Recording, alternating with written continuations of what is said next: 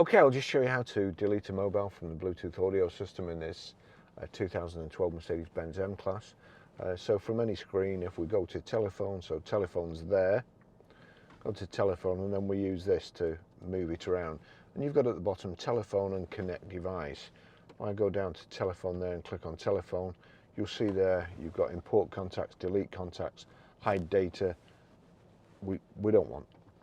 We need connect device. Even though we're deleting it, we need connect device. So turn to connect device, onto there, select, you'll see Barry's iPhone, but go down to and highlight my iPhone.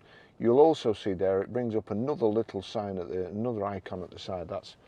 So if I knock this selector over towards me, so to the quarter past position, over there, Barry's iPhone, click on it, and then it brings up the next menu, deauthorize. I want to deauthorize it.